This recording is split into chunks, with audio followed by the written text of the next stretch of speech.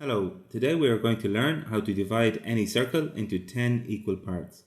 The first thing we are going to do is to draw a vertical diameter which cuts our circumference at points A and F, as can be seen here in the video.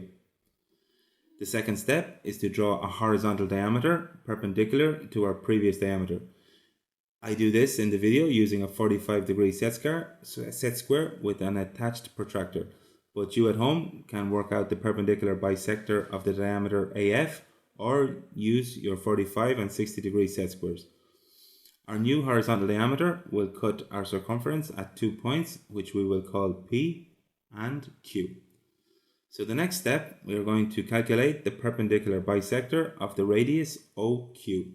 To do this, with the compass set on the point O and a radius slightly greater than half the radius OQ, we scribe an arc above and below the horizontal diameter. And now with the same radius and the compass centered on point Q, we scribe another arc which intersects our previously drawn arcs at 2 points. And now we will join these two intersections, and where it cuts the radius OQ, this will be the midpoint M of the radius.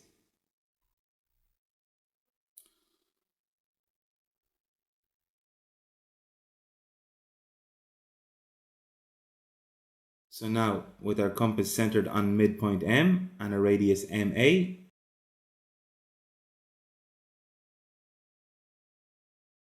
we scribe an arc to the left until it cuts our horizontal diameter PQ at a new point which we will call R. And the distance from O to point R is the distance of the 10 divisions that we are looking to divide our circle into. So now, setting our compass to the length OR, we are going to scribe 10 arcs onto the circumference. So setting our compass on point A, we scribe our first division, as can be seen here. And now with the same radius, setting our compass on the previous drawn arc, we scribe our second arc, our second division. And we continue this process on the left side of the circle, as can be seen here. And now we will go back up to our fifth division, and now we'll go back up to point A and scribe 5 more divisions. We do this to balance any minute inaccuracies we might get from using the compass. Let me scribe another arc here. And the next one. So if we have been working with accuracy, our final arc should cut point F exactly as can be seen here. So the final step is to name the final 10 divisions from B to J as shown here.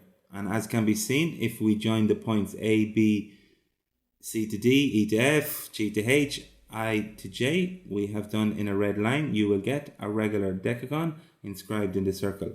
And joining these 10 points to the center point O with a blue line, we will get 10 equal divisions or circular sectors, which you can see highlighted here in the video. I hope this video has helped you. Please press like or subscribe to our YouTube channel. Thank you. Until the next time.